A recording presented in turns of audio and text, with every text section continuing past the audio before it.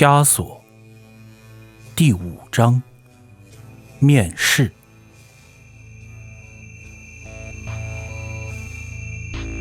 我也不敢相信，可是我很想试试，毕竟这个机会很难得。据说上万个玩家中也就只有1个符合要求，而且薪水可以日结，我只要能做1个周末就能拿到13000多块。大鱼如是的道。我问道，2天就给你13000，你觉得可能吗？我刚想接着问他知不知道这极有可能是一场骗局，真的以为天上会无故的掉下馅饼，而且直接落入你的手中吗？但我没有说出口，他毕竟是个小孩子，在那样的家庭环境中，对于他来说，很可能对1万元还没有什么概念，因为他还不清楚他的妈妈在每1个月的26天里究竟要付出多少才能换来不到6000元的薪资。没想到他却接着道，我也考虑过被骗，所以我第一个想到的人就是你，厉叔叔。我什么都没有，也没有什么可以被骗的，只是希望你能陪我去，给我打打气就行，我真的很想去试试。就是因为这句话，我最后还是答应了他的请求，只是心里一直在想，如果我是一个13岁的男生，我会用这笔钱来做什么事情？一觉睡到临近中午，平板上有几封 Will Doer 的未读邮件，以及无数条语音通话提示。就在我准备回拨的时候，门外传来一阵急促的拍门声。来了。我无奈地下床应了一声。还没起啊，厉叔叔。大鱼涨红了脸，喘着气道，银行快下班了都。我看了一眼墙上的时钟，只好拍着脑门道，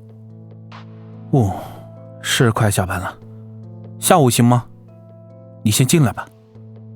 大鱼没有吱声，很显然一肚子不快。你妈上班去了，她不知道你出来吧？我摸着她的头问。这事我不想让她知道，她总是唠叨个没完，还说要禁止我玩电脑。大鱼一边埋怨着，一边将白色的塑料袋放到了桌上。当我看着那个泛着黄色，盖面已经被磨损到看不清是什么图案的饭盒时，我的心瞬间软了下来。中午带你去外面吃，怎么样？有没有什么想吃的？我笑着问他。没想到这小子立时来了精神，道，我想吃汉堡王，好久没去了。虽然我迟疑2秒钟，但还是爽快地答应了他。对于他来说，其实快乐没有那么复杂，可有时想想，成年人能像一个孩子一样去生活，体验最简单的快乐，却不是件容易的事情。我从一大堆油炸食物中只挑了1块单层汉堡，1杯可乐当作午餐，而这个小伙子却毫不费劲地在我眼前解决掉了2块双层牛堡，简直看得我目瞪口呆。好不容易等到银行上班的时间，大鱼这才满足地离开了餐厅。下午办理业务的人不多，而事实上申请借记卡的过程也相当顺利。我没有想到的是，就在准备去面试的路上，大鱼的脸上却显出了复杂的神情。我将车驶进了大厦的地库，大鱼要去面试的那家公司就在这栋楼的顶层。准备好了吗？我将车熄火，转过脸问道。我不知道。大鱼清了清嗓子，接着道，就是有点紧张。我听论坛上的人说，他们的测试非常严格，很少有人能顺利通过，我也不知道我到底能不能行。没事，你肯定没问题的。我相信你。我见他有些畏怯，所以赶紧鼓励着他道。虽然这样说，但我还是对这家公司有很大的戒心。我无法像大鱼那样对这件事坚信不疑，所以我只能提前在心里做一些应对的措施。就在我拔下车钥匙准备开门的时候，突然想到一件事，我立时问大鱼：你说的那个游戏是不是最近很火的那个魔什么来着？魔杖啊，我昨晚还发了一个链接给你呢。大鱼望着我道。哦，脑海中迅速闪过一些零碎的片段，我缓缓地点了点头道：走，下车吧。这栋大厦建于上世纪80年代，地上一共32层，在当时绝对算得上万众瞩目的地标建筑。虽然如今已淹没在无数后起的摩天大楼之中，但不得不承认，它的位置依然是这座城市的中心。电梯很安静，我们一路向上，大鱼却始终没有说过一句话。门一打开，一种诡异的宁静瞬间袭来，我轻轻拍了2下大鱼的后背，示意他不必紧张。就在这时，电梯的大门在身后迅速合拢，显得格外大声。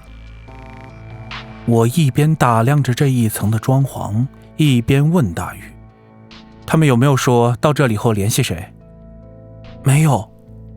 大鱼一边摇头，一边从口袋里取出了半张纸条，上面记录着一串数字和字母组合，还有一些简单的流程示意。先进去。他指了指对面的玻璃门道。当我看到门上锃亮的圆形把手时，立时想起了大鱼说的那款游戏。我走在后面，顺手触摸了一下那块金属门把，那是一面金色的图腾，2条蛇以螺旋的姿势缠绕在一根权杖的两侧，顶端则是一对展开的翅膀。我相信，只要这样简单的描述，很多人便会立时想起希腊神话中的双蛇杖。虽然我不明白这家公司是否有着某种信仰，但不难看出这根魔杖的寓意就是该公司的核心。踏入公司的长廊，一阵幽香扑面而来，立刻感到放松惬意。两边的射灯将浮雕上的内容照得栩栩如生。一个天神模样的人手握双蛇杖，飞舞在空中，仿佛翱翔于人世之间，释放着他的魔法。我很好奇，为什么到现在连一个人影都看不到，哪怕是一个工作人员也好。可是这里只有一片宁静。就是这里。走廊一侧的尽头，一扇不显眼的大门旁边有一个可视化的屏幕，大鱼对照着纸条上的数字仔细地输入着。突然门被打开，我一把抓住了大鱼的肩膀道：等等。他却安慰我道：没事，厉叔叔，论坛上有不少受邀者都来过这里，我要进去面试了，你在外面等我一会儿吧，估计也就10来分钟。我的手迟迟没有松开，我道：我和你一起进去看看。你昨天下载了吗？大鱼仰着脸对我道：只有邀请码的人才能进去，而且一次只能进去一个人，不然程序是不会启动的。无可奈何之下，我只好松开了手。眼看着大鱼走进了一个幽暗的房间后，那扇门立即关闭。我看了一眼手表，记下了时间。